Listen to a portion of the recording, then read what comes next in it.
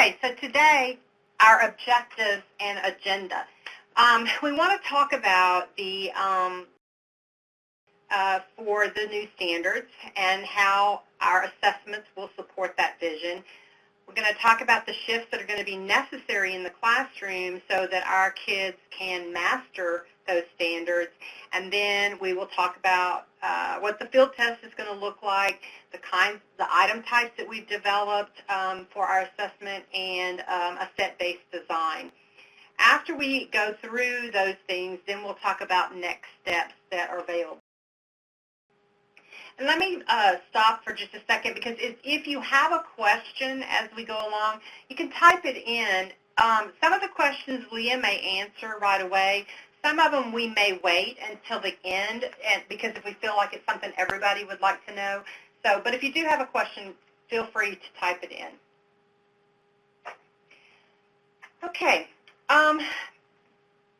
LDOE is committed to supporting classroom instruction and teachers, principals, school system to provide high-quality standards, aligned curriculum, assessments, and professional development.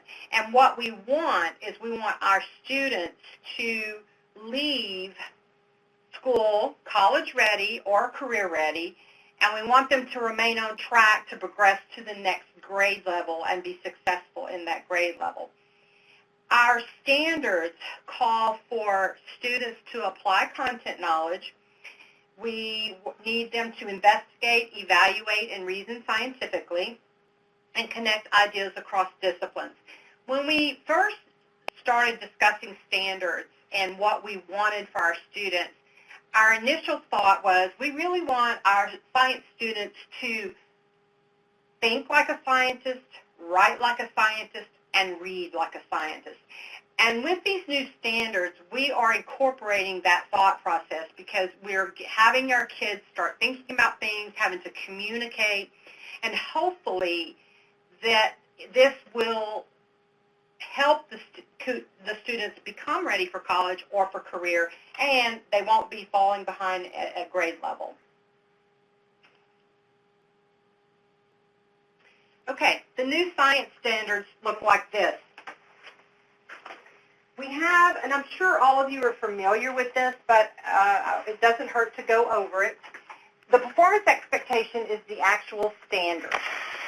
The clarification statement is basically just a little more detail about the performance expectation, and it kind of adds a little bit more meat to the performance expectation. Then there are 3 dimensions that are part of the PE. We have science and engineering practices, which I think about as science as inquiry. We're having students do something, model something, those types of activities. The disciplinary core idea is a second dimension, and that's actually the knowledge that the student needs to meet this performance expectation. The cross-cutting concepts are concepts that are identical across grade levels. Every grade level has the same cross-cutting concept, and hopefully that can transition and it will help them with learning these different as they go through each science course. Here are our shifts. In instruction, you're going to develop the knowledge that kids need for the standard. We want to see using a phenomena. So to take some phenomena and create a stimulus for it, ask questions about it, and our part for assessment is to make sure that the questions are aligned to the grade level and they are aligned to the PE, whatever this phenomena may be. For the connect ideas, you're going to make the connections across the domains of science. We're going to, as assessment, we're going to look at cross-cutting concepts and stages. In the younger grades, it will start out fairly simple, and it will progress as it through school. It's still the same cross-cutting concept. It's just put in a different format and a little bit more difficult as you progress. Then the instruction. What we want from this and these standards is that we want our kids to do science, not just learn about it. Again, it goes back to thinking about how a scientist thinks, writing, communicating. We want to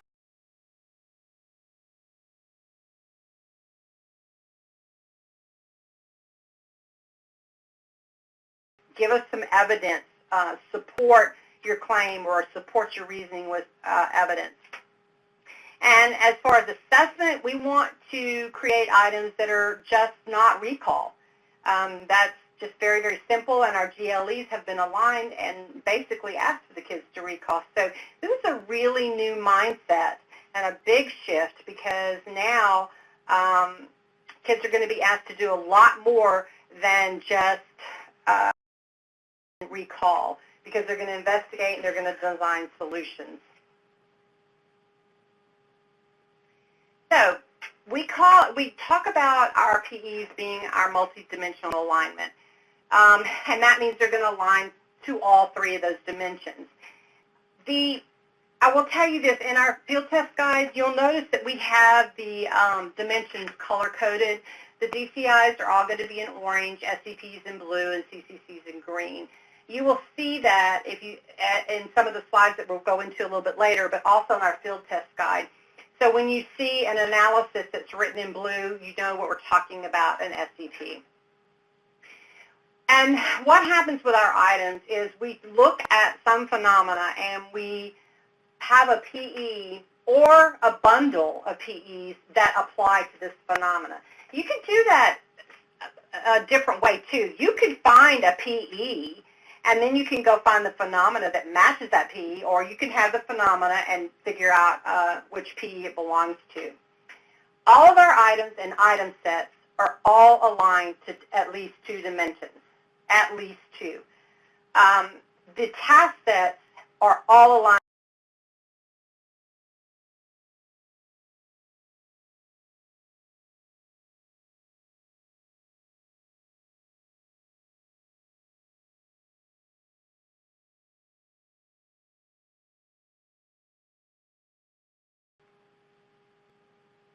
Here's an old iLEAP science item, and I realize this is high school, but it doesn't matter. We're just would have looked like if we were using GLEs. And if you notice, the GLE is described the difference. So all the student had to do is say, oh, well, it had a it had a warm day, cold weather, but a warm client. It wasn't really asking them to explain anything. It wasn't asking them to come up with a solution. It wasn't asking them to supply evidence. Just know the difference between weather and climate. We now have a sample here for you to look at that is still talking about weather, but now we're talking about how a weather can affect our area.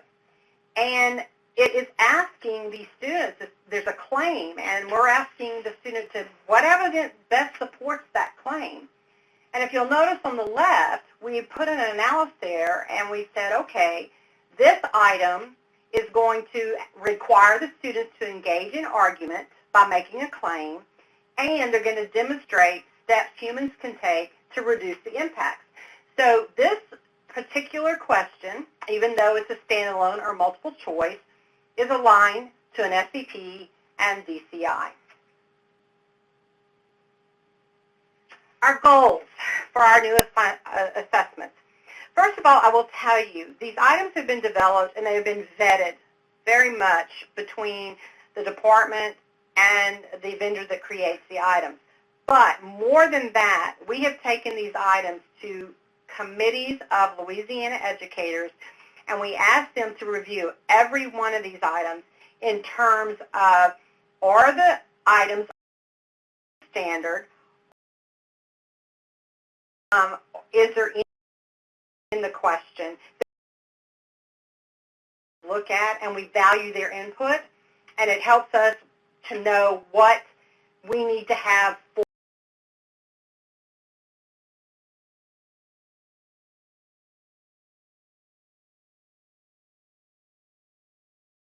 low to high. So a lot of our assessment questions will be very, very easy. Some of them will not be very easy at all. They will be difficult. So we have to have that whole range in order to assess all performance, student performance. We also, once we get and have data to report, we want this to be valid information, valid data for educators and parents to know about if a student is ready in science and whether they're on track for their college and their careers. Okay, field test design. Now, the biology EOC is still going to be EOC. It is still a 4-level test. It is not going to be a 5-level test until it's operational. And of course, we have to give the EOC because that is part of graduation requirements. It is a part of the class itself. So we have kept the EOC. Students will take the EOC. It remains untimed. However, when it becomes the LEAP 2025 biology assessment, it will be timed. Our younger grades are having standalone field tests, and they are timed this year. So remember that for right now it's untimed, but once it becomes operational, it will be timed. Because that's still what the EOC test is about. However, we are putting some field test items that are aligned to the new standards. It will be in the spring 2018 administration, this coming up administration. We will have items in each 2 and 3. And again, items, just as in the lower grades, these items were vetted by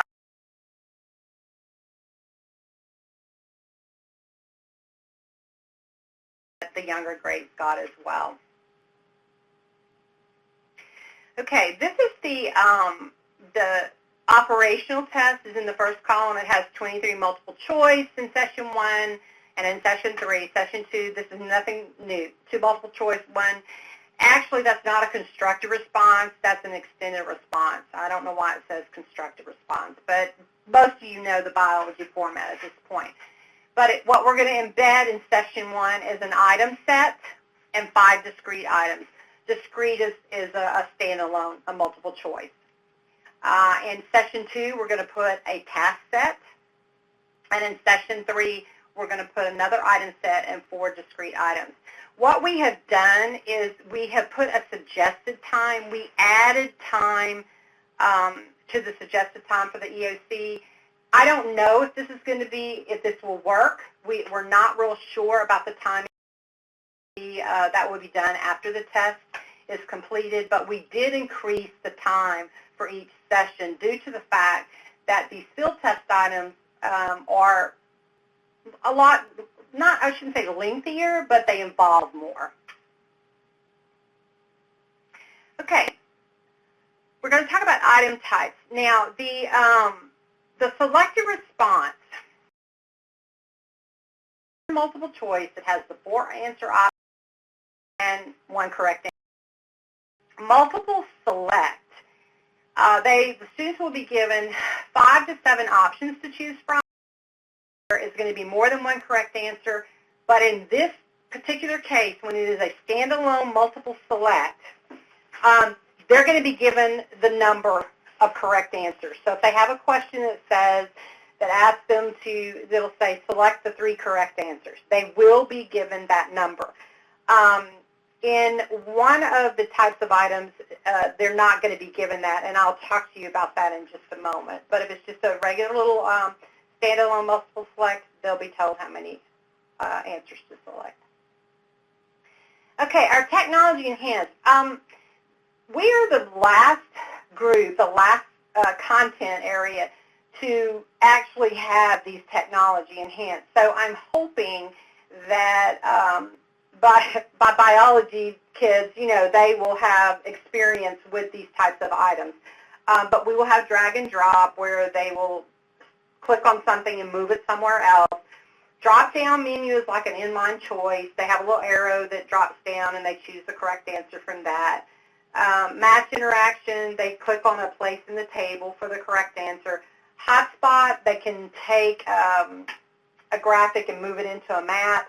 There's a lot of things that they can do a hotspot with, but those are all something that will be done with computer and technology enhanced. All right, this is a two-part item. There are two kinds. There's a two-part independent, two-part dependent. I want to talk about the independent first because a normal, pretty much regular. There are two parts to the question. They are aligned to the standard. However, the part A and the part B do not rely on one another.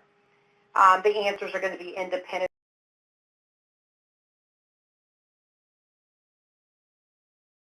And part B, a point. If you right and part A wrong, you still get a point. Them wrong, 0. But it doesn't matter. Have a possibility of getting 1, 0, or 2 points. Dependent is different because in this type of question, Part A is asking for a student to make a claim or some other type of doing something else where I want to make a claim or I want to explain something. There could be a lot of different things that they need to do. And Part B, the student is required to provide evidence that supports Part A. Now, in this case, if they get Part A incorrect and they get Part B correct, they cannot receive any points because you cannot provide evidence for something that you incorrectly claimed. So if Part A is correct and Part B is correct, great, you got the 2 points. And if you got Part A correct and Part B no, you can get 1 point. But Part A must be correct to receive a 1 or 2 points on this item. Now, on this particular item, if there is more than one answer for Part B, they will not be given the number because we want them to be able to reason this through, think this through, and come up with the evidence and the support. And so in that case, the question will read, select all that apply. So in this two-part dependent, if there is more than one answer for Part B, they're not going to be told how many to select. Our constructive response is short. It's worth 2 points. It could be 2 or 3 dimensions, at least 2, but it could be 3. And our ER is much more in-depth. It is worth 9 points, and it absolutely must align to all 3 dimensions of the performance expectation. All right, we are using a set-based design for our item sets and our task set. We have a particular phenomena that is the focus of the item or task set. We develop stimulus materials to give information about the phenomena. The item set and task set are composed of 4 to 5 questions. They're going to use the stimulus materials, but here's a really big part. They have to use course knowledge to answer the questions. So we do this because students are finding the answer in the stimulus. That doesn't happen here. They have the material to help them come up with the answer, but they have to bring something to the table. They have to bring some background knowledge to help them answer these questions. Again, we've already said this, but they're going to have select a response, technology enhanced, 2-part questions. Some of the item sets have a constructed response, and some of them do not. A task will always have an extended response, 9 points. It's the item sets that may or may not have a constructed response.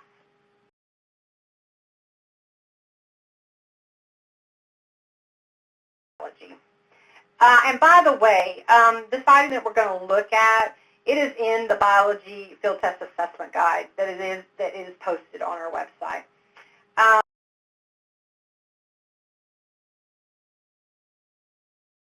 Alignment for the items, we're going to show the item types within the set and the answer keys and rubrics. I want to say this, though, when we say rubric, it is not a conventional rubric. It's not something that we can say, oh, go here and download this rubric because this is what we use. Basically, in science, we just want to know, did you answer the question? Did you for whatever is being asked? So it's not a holistic rubric. It's more of scoring notes, and we do have that listed here. So we are going to have online training tools for the grades. We think it will probably be the 1st of February. Maybe sooner, but I don't know. Hopefully by February 1st you'll have some training tools for every grade and biology. Okay, in this here we have the task set. It's B communication. This task set is aligned to two different PEs, and we have listed them there. Then we have a table. The first item is a TEI. It shows which PE it's aligned to. It's aligned to a DCI and a SEP. So that chart. And if you'll get down to the bottom for the ER, you see that it's aligned to both PEs. It's aligned to DCI, SEP, and CCC, which it has to.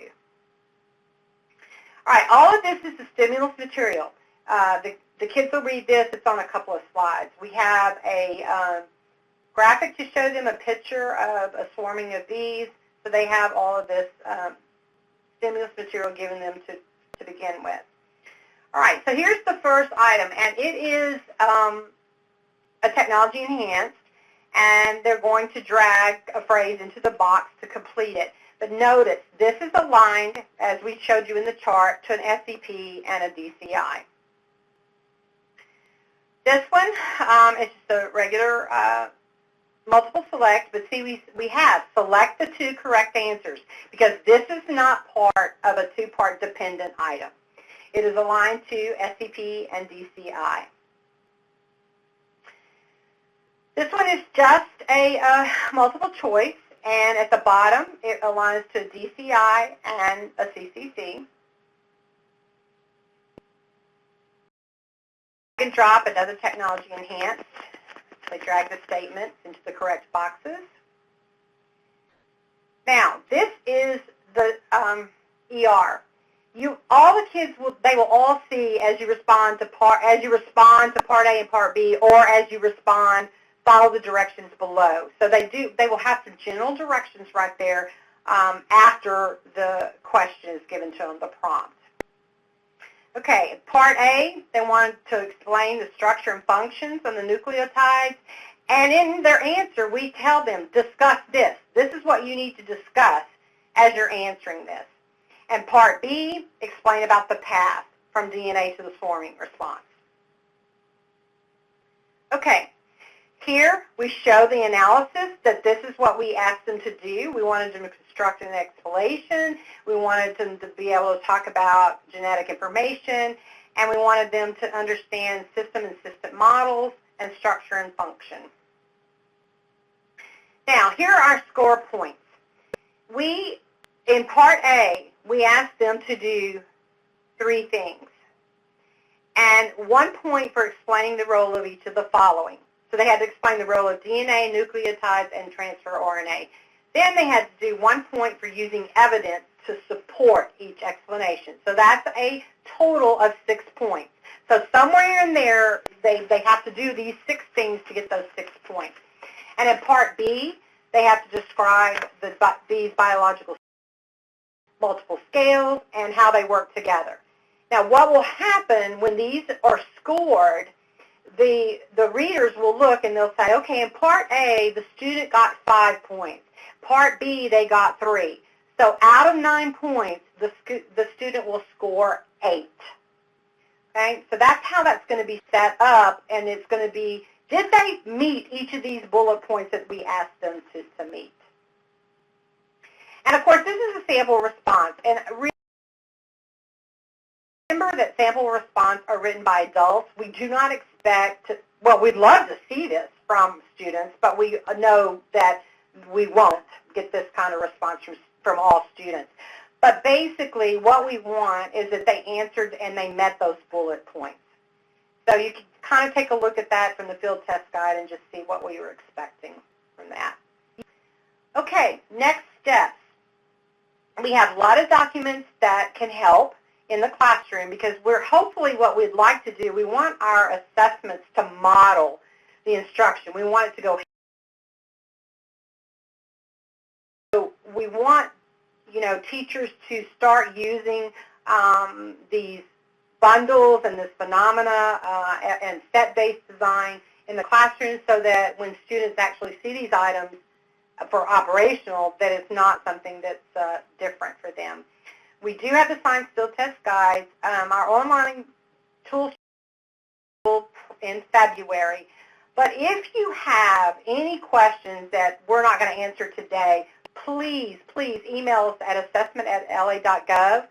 That will be routed to me or Leah, and we will answer the questions, but send it to them.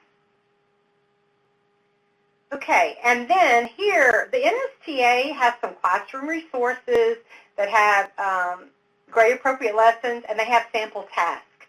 I will warn you, their classroom sample tasks are very lengthy, and they incorporate English standards, math standards. It's a lot, but they are a good source to look at to maybe if you don't know where to start in your classroom, you can kind of look and see what they did with that. Okay, now I know that's a lot of information in a very short period of time, but if you have any questions that you'd like to ask for the last few minutes that we have, we will be more than happy to answer any questions that you may have. If you'll just type them in and we'll try to go through them and answer them. Stacy asked if there was any released items coming from the department. We don't have any released items. All we have is what's in the field test guide, and we put several items that represent the types of the item types in our field test guide. The online training tool, what we did is we took the items that are in the science field test and we put them online so that your kids can go in and they can train on how to use the computer to drag and drop, or and there's some tools to help them, like they can cross out an answer if they don't think it's the right answer for multiple choice. It's just some tools that they can use while they're taking their test to help them it's kind of like a test prep on how to deal with these items online, and that will be in February. Okay, Eagle. Everybody's asking about Eagle. We are having a meeting about Eagle soon. We don't really know what's going to go or how we're going to deal with Eagle at this point. We do want Eagle items, but we're just in the stages of getting that off the ground. So as soon as we know something, it will, we'll let people know as soon as we know. Leap 360, I'm not sure about it being available. I do not work with Leap 360. So what you can do, if you don't mind sending that question to assessment@la.gov, I can check with the people that do work with Leap 360 and see where we are in that process, because I don't know right now.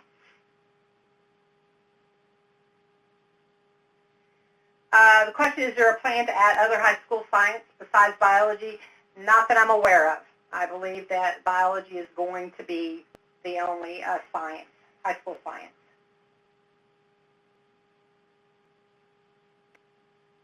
Okay, it says, please confirm EOC is not live grade 3 and 8. EOC is live next year and will count toward SVS. That is correct. We cannot take away EOC. We cannot do a standalone because it is a graduation requirement and it is part of the classroom grade.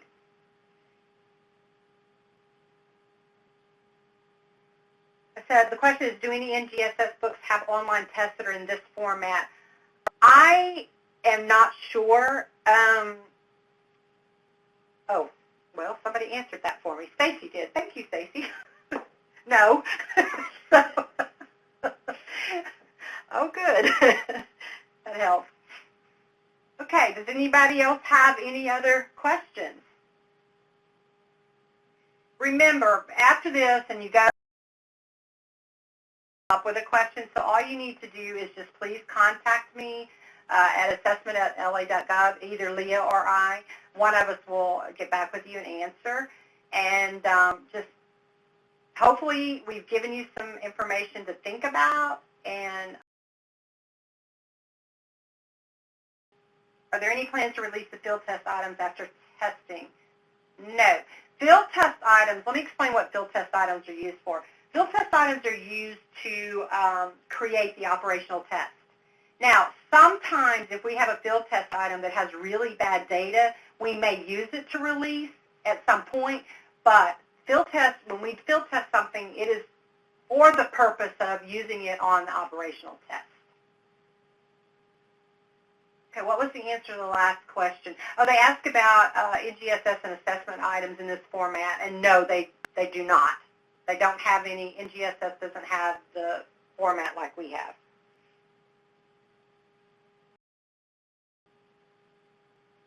Okay, any other questions?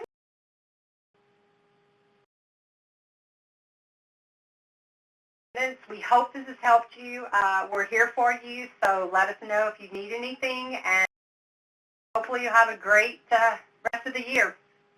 Thank you for joining. This has been a presentation of the Louisiana Department of Education, copyright 2018, all rights reserved. For more information or to contact the Louisiana Department of Education, on the web go to www.louisianabelieves.com or call 1-877-453-2721.